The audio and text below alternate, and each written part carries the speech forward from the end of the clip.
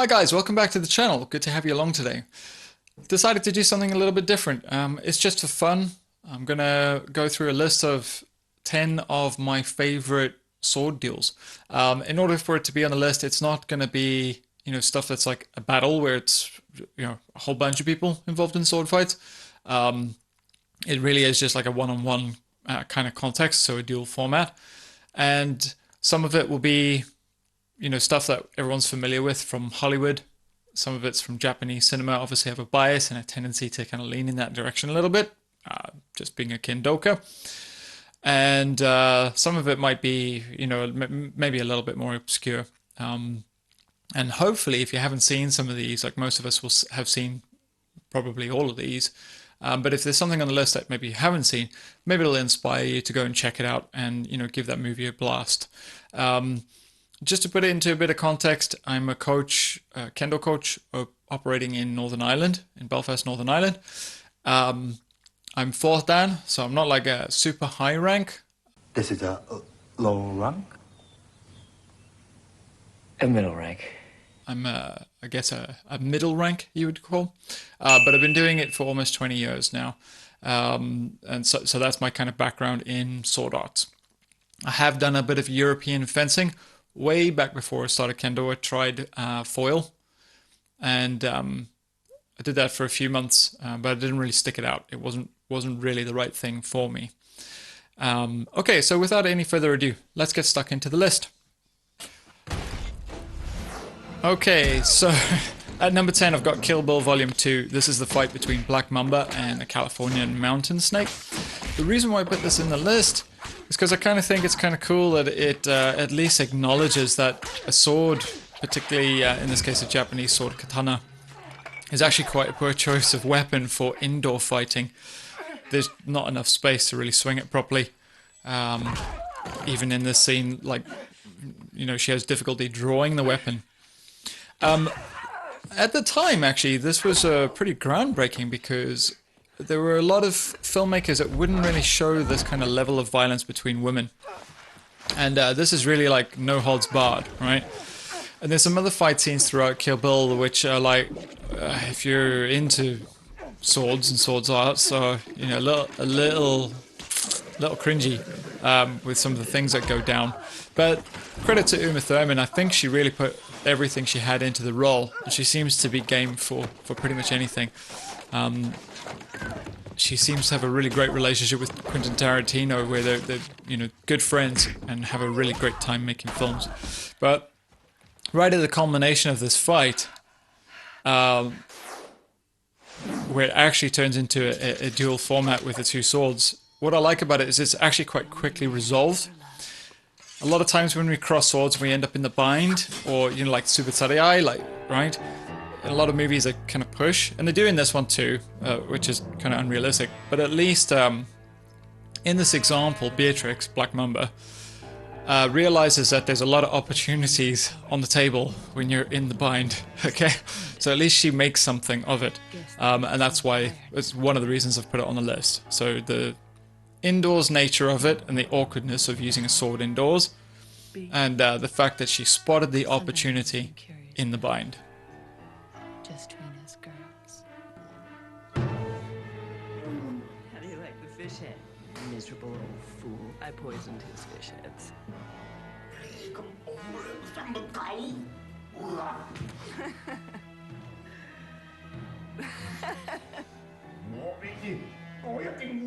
And I told him, to me, the word of an old fool like you is worth less than nothing. You gotta love the music in Tarantino movies as well. He's really good at recognizing, like, that, I guess, it's very nostalgic, I suppose, really, about 70s filmmaking in particular, sort of like 70s martial arts, westerns, things like that. And Kill Bill really kind of fuses those ideas together quite well. Bitch. So it's really good standoff music. And betrayal music, I suppose.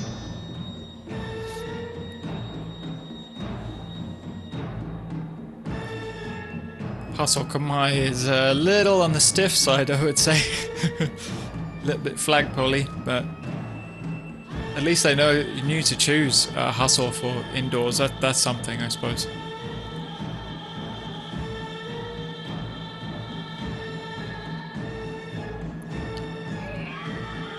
So here we go, in the bind. Pushing, which is not a great idea, but at least somebody decides this is going nowhere.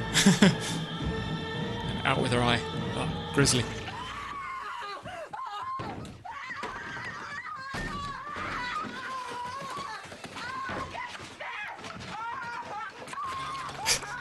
So at number 9, this is a fight scene that really got me when I was a kid, right? This is probably one of the first things to get me into like Japanese swords. This is from the original Highlander movie. This is the battle between, or the duel between Ramirez and Kurgan. And it's completely ridiculous from a martial arts perspective. Like, it's completely over the top. But I do like this opening salvo with Ramirez, where he shows that he's really not to be messed with. Too late. I've prepared him for you. You waste your time.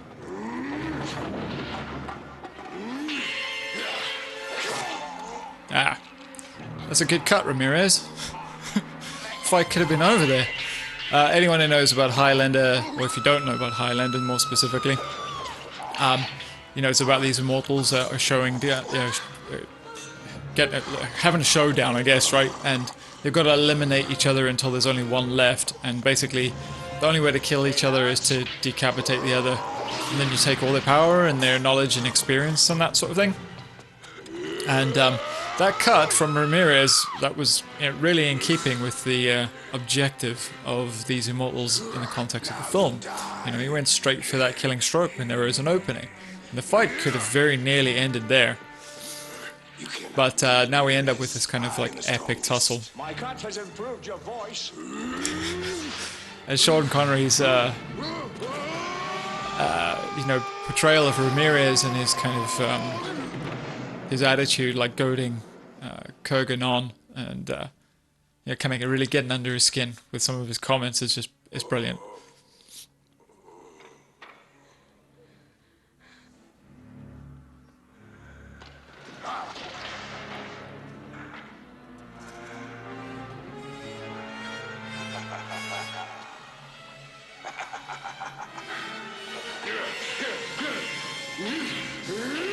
One of the things I never really understood in this is why, like, the building is just falling down like so easily. It just gets sort of slapped with swords.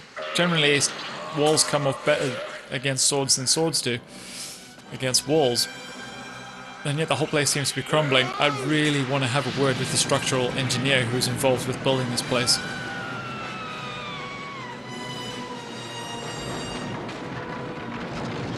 But it makes for good dramatic content in the scene.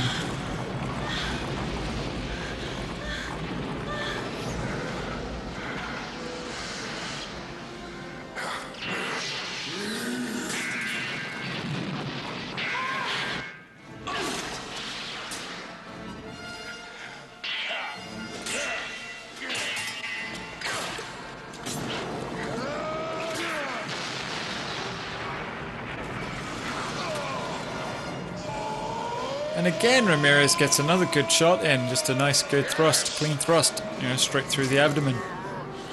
Which in a normal fight, for a lot of people, that probably would have been it over. That's twice he's basically killed him now. I kind of feel like Ramirez deserved to win this fight, if I'm honest. But, the plot needs Kurgan to go forward and face Connor McLeod, so off we go. And then this is the iconic point where Ramirez finally meets his doom.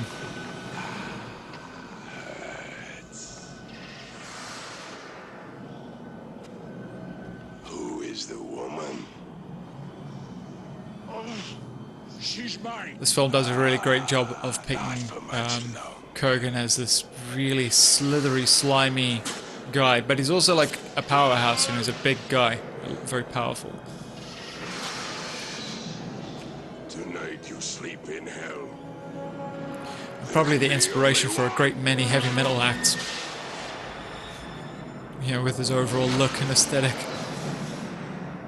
And the quickening.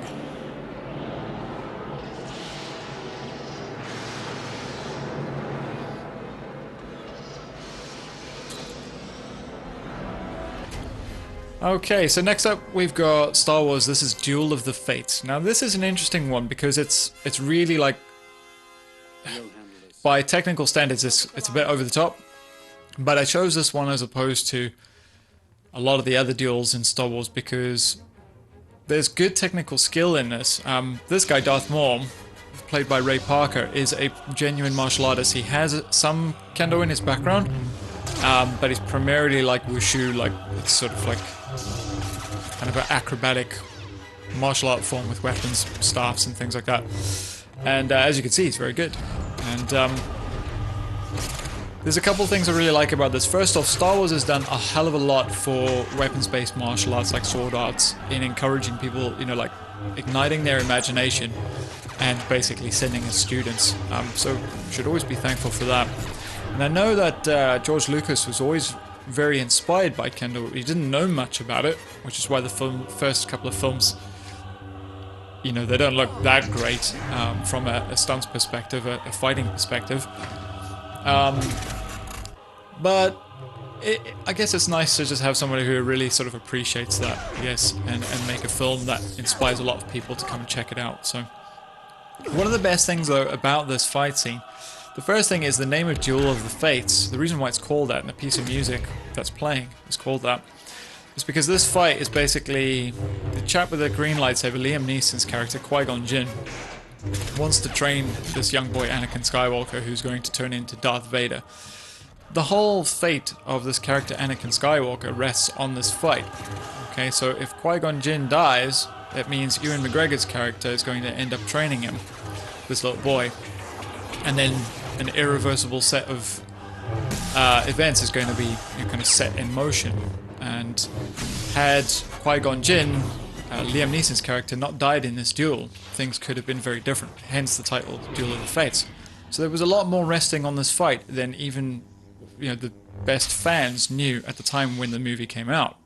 But in hindsight, it's been revealed that this was the context of the fight, and that's why the piece of music is named Duel of the Fates.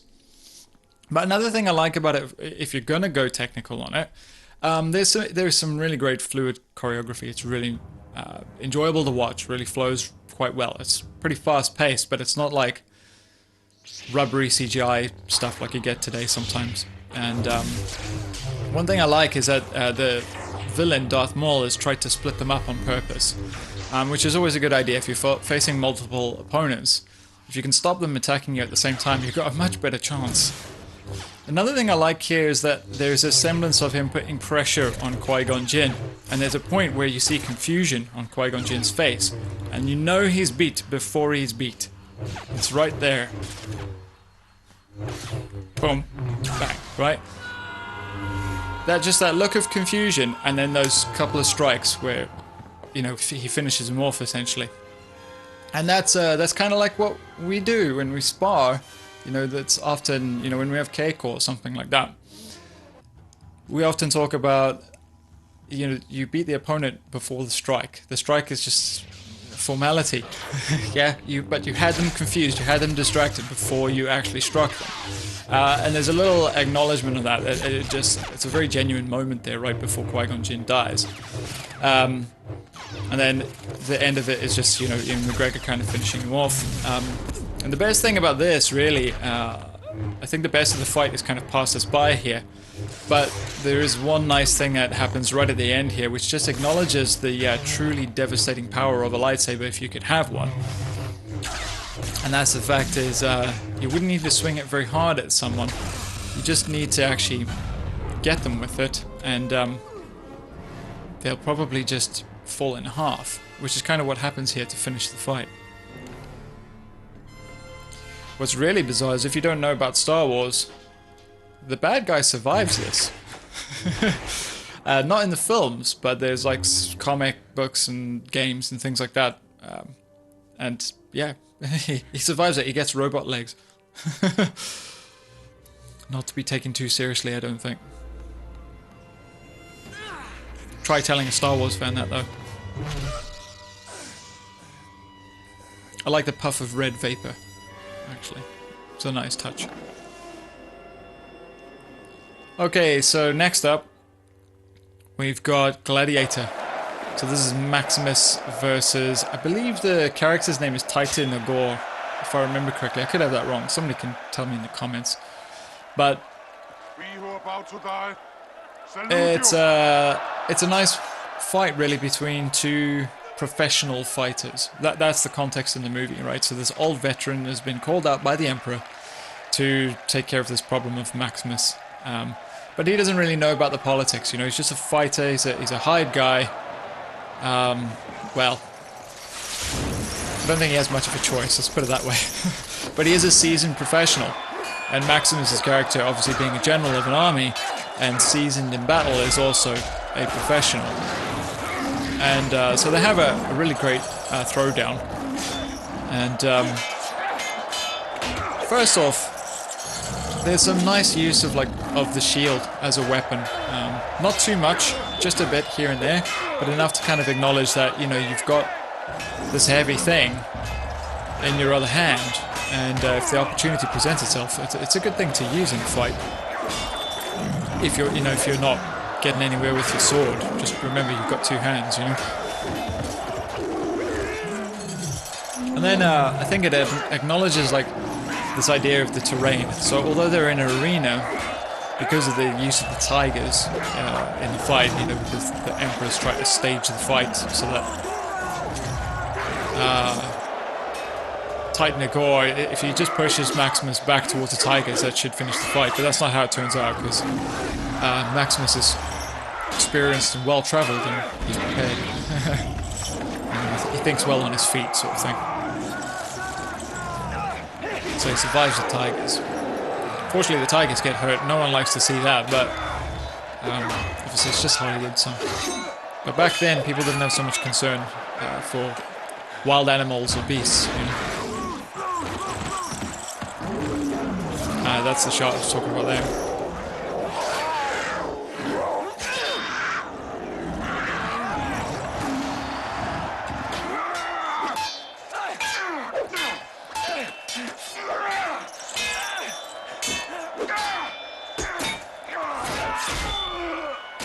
So he hits him in the face with that shield. I'm not quite sure how he reached.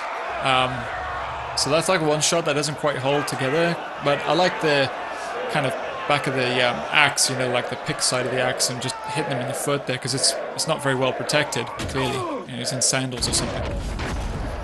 And then, of course, we get the famous scene, Maximus the Merciful, which is obviously a great point in the film.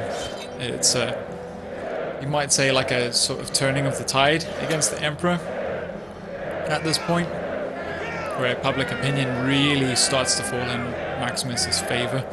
But there's a nice kind of like Band of Brothers moment here, where Maximus really acknowledges that the other guy's a professional fighter, and he'd much rather give him the respect and courtesy than show it to a false emperor.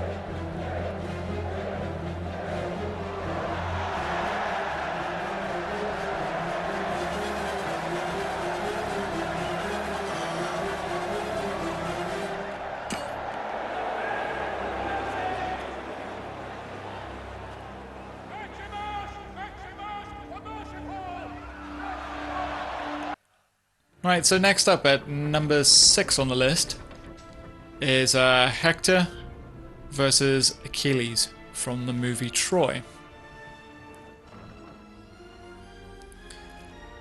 So this is a great fight. Basically the idea is you've got Hector, who's like I guess serves as, he's quite young, but he seems to be like, he's like their best fighter from the sort of Greek side of things here. And he seems to be the commander of their forces as well. He's a bit young, but anyway, that seems to be the basic premise. Achilles is different. He's not like a general or anything like that. He's just the Spartans' like most famous warrior.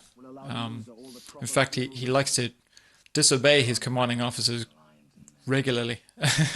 And he seeks personal glory above all else. But you know, the film obviously shows his character kind of grow a little bit as we go along through the film.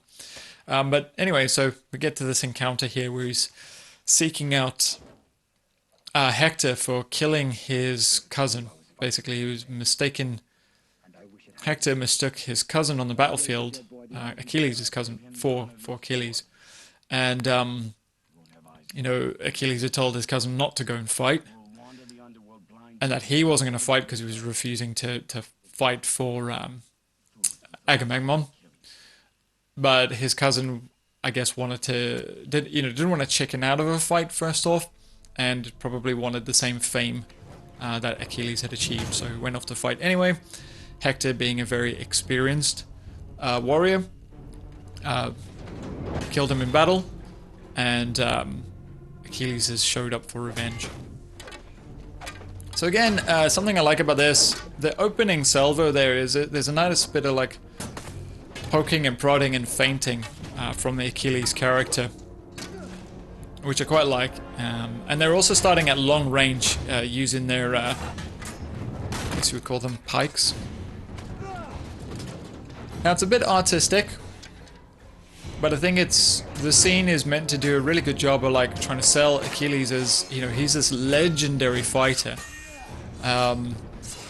And by showing him using kind of elaborate form, but looking super confident and comfortable about it, it's meant to give the audience this impression that Hector's kind of in over his head. As good as Hector is, and as well renowned as he is, he's in over his head. You know, he's not going to be able to tackle Achilles, not one-on-one.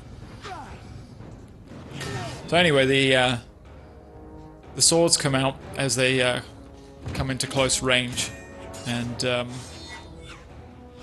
here's where the fight starts to get quite brutal. And we see a bit of like overswinging and stuff like that. That, you know, most people who do sword arts, you know, that's a point where you start to get it starts to get a little cringy sometimes. But if you're not poking it too deeply, like if you don't over-examine it, right? What they're trying to do is just imply like these guys are starting to get tired. Well, Hector predominantly, you know, he's getting tired from this. And anyone who's done Shiai and, you know, a few gradings under their belt, you know how quickly you get tired, like really, really tired. You expend a lot of energy, you know. And we're not even wearing, you know, full armor, like heavy armor, plate armor, or anything like that. So, but yeah, so you get the sense that Achilles is still really agile. He's really fluid. He's balanced. He's full concentration. And Hector's starting to like overswing and make mistakes. And I think he's starting to realize like it's really not going his way, and his death is probably inevitable.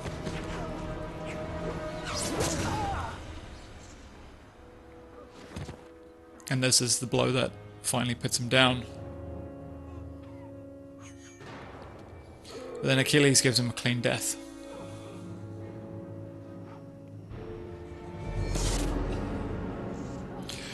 Pretty impressive that he could stab through that chest plate. I don't think many mortal men could pull that off, but anyway, that's the shot they went for in the movie. Yeah, just somebody made a mistake and ha! Okay, so this is number 4 on the list. It's from a movie called The King. I'd never seen this before. I was just looking through like various duels to see if I'd missed anything that I could remember from like my childhood.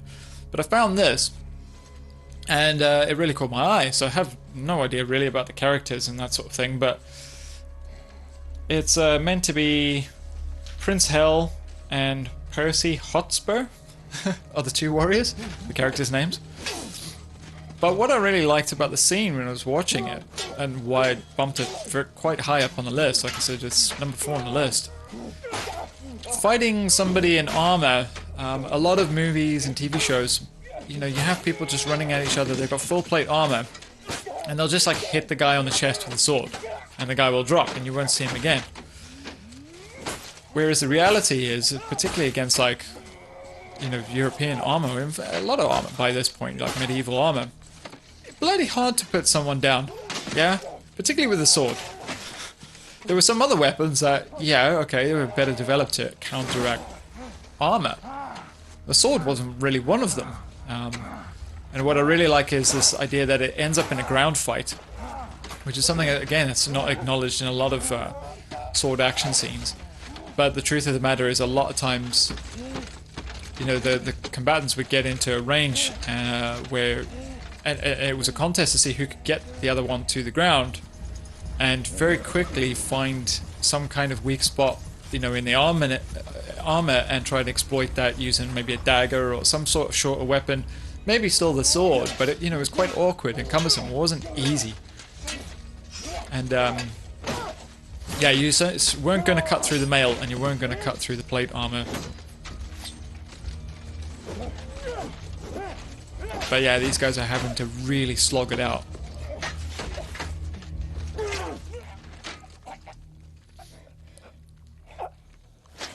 And that's how he eventually gets him. Take him to the ground, and I think it's like a dagger to the throat or something like that. We don't quite see exactly, but it's implied. So yeah, that was a pretty good one, I thought.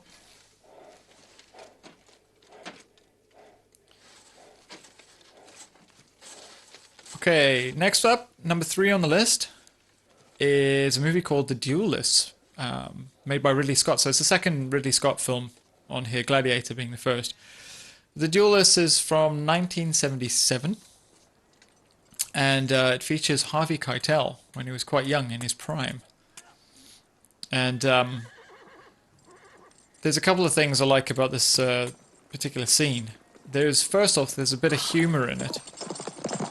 So, this chap who's practicing with his friend there, he's obviously been there nice and sharp and early. Harvey Keitel's character turns up, you know, he's made him wait a little bit. I don't think he's late per se, but he's made him wait for a start. And I love the kind of formality of it all, you know. Meet at a designated time, bright and early in the morning. It's a lovely day in Old Blighty, I think.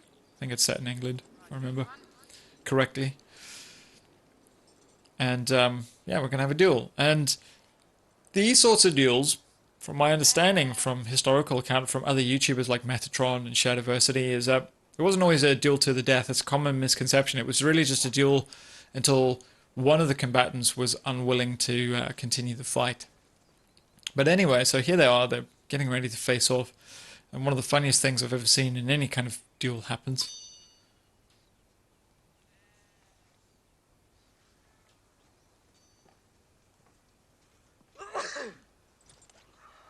Hold on. Just need a sneeze. Get my hanky. Give me a second. Be with you shortly. I think he just stuffs in his trousers. So needs must, I suppose.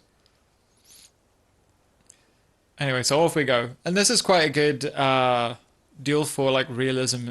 There's a good like feeling out of the distances. No one really wants to do anything too silly. And then when they make the move, it's actually over pretty quickly. Particularly using the type of weapons that they're using. You know, the thrusting weapons. Slashing and thrusting, I suppose. And that's it. The fight's done. Alright. And, you know, that kind of weapon, it would take you a second to realize what's happened to you. It's a nasty little wound. You know, getting thrust with, you know, like a foil or something like that. You know, like that sort of profile of weapon, like a thin, like, needle-like sword. Take a while before the blood shows. It might take you a second to even realize you've been stabbed. But essentially, from that point, you're leaking out like a sieve. So, second, number 2 on the list. And this is from 13 Assassins. And it's the culmination of the film.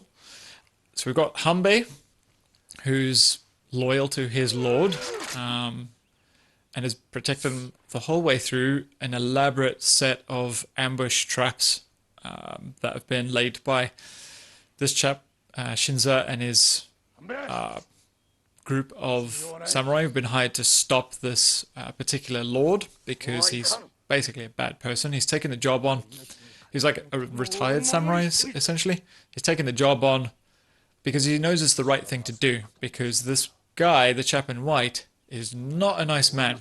And he's not going to be good, you know, as a person in power. But Hanbei is sort of torn by duty. So this is... Shinza is Hanbei's like best friend, and vice versa. They really don't want to fight here. But one is bound by duty, as he sees it. And so is the other. And since Shinza doesn't have a master, his duty can be what he thinks is right. And that's kind of why he's taking the job. And Hanbei is, you know, he's still firmly signed on for the, you know, the samurai code, I suppose. You know, he has a lord that he serves. Doesn't matter whether or not he likes the person or not, or what his personal feelings are. He has a job to do that he, you know, he's signed on to do, and so that's what he's going to do, and he'll follow it through until the death.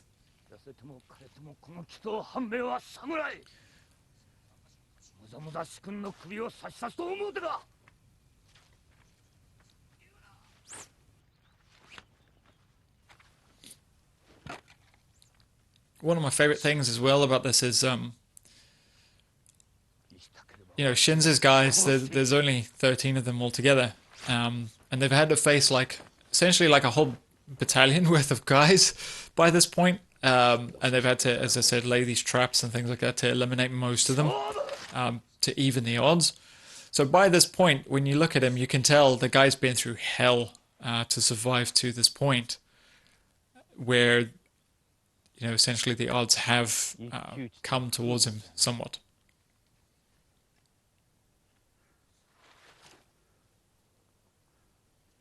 Reducing a whole battalion down to 3 guys is pretty good going, you know, for 13 men. And again, what I like about this is once it starts, it's over pretty quick. These are supposed to be 2 very, very skilled fighters, experts, right? They're at a very comparable level. There's a bit of pressure, a quick, you know, altercation, like a quick exchange. But they're kind of cautious about their distance, you know what I mean? Like they don't fight recklessly, which you sometimes get in a lot of movies where people just charge at each other. Yeah. Okay, there's a moment in the bind here which isn't so great, where people are kind of pushing. It's a bit pointless, but they need to have a bit of dialogue exchange there. So.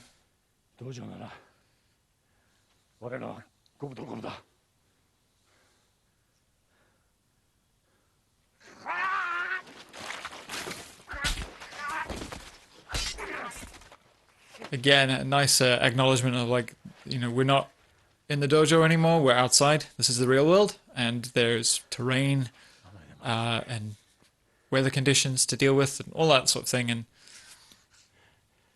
you know, Shinza shows he's prepared to use anything.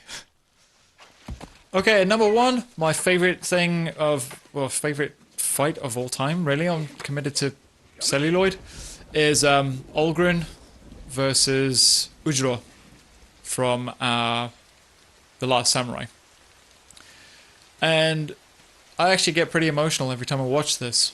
And the reason for that is because it sums up everything that I really hold dear about doing Kendo in the first place. It's, you know, what brought me to Kendo, what keeps me at Kendo. And there's a couple of things that happen here. So first off, there's a look that Olgren gets when he's right here. It's like, oh, right, you know, you picked a fight with the wrong guy. There's a, you know, a sternness about Ujiro, which is very threatening. And just as an aside, the guy who plays Ujiro, Hiroyuki Sanada-san, is, I believe at the time of filming, was Godan in Kendo. Somebody can correct me if I'm wrong, but I'm pretty sure that's right. And, you know, so he's one of us, and he, you know, he knows what he's doing. I really like the fact that he uses Ashibarai as well here, which is pretty cool. It's nice to see it. It's a bit, like, exaggerated, but it's authentic stuff. Like I said, a lot of sword fights, duels, scenario type stuff would end up on the ground. So, but he chooses not to finish him because obviously he's been, told by his lord, we're keeping this guy alive. At this point, they're not friends. Doesn't like Olgren very much, but he's not going to do anything silly that's going to anger, his lord, Katsumoto. But what I really love about this, and this is where I'll kind of leave it, is Olgren just does his thing. Like, I remember watching this video with Alex Bennett Sensei, and him doing Kakari Keiko with his kid, and the kid falling down and pulling his men off and like hitting his shinai away and just saying, do your best, don't give up, do your best. And that's kind of what Kendo means to me, is that humility. Olgren just shows that. He just keeps getting up, he's out of his depth, doesn't know what he's doing, but he keeps getting up and doing his best. He's not coming from a place of anger or anything like that. There's no malice in it. He's just trying to do his best because he's misunderstood the situation pretty badly.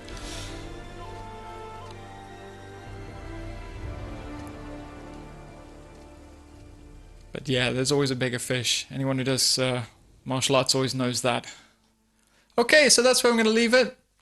Those are my top 10 sword duels from film and cinema. Drop us a comment below. There's probably loads of stuff I've left off the list, and I'd love to hear from you. Drop a comment in and tell me, what are your favorite scenes, something I've missed, or maybe you want to share a thought on something that I've shared here today. Until next time, though, take care, and I'll see you.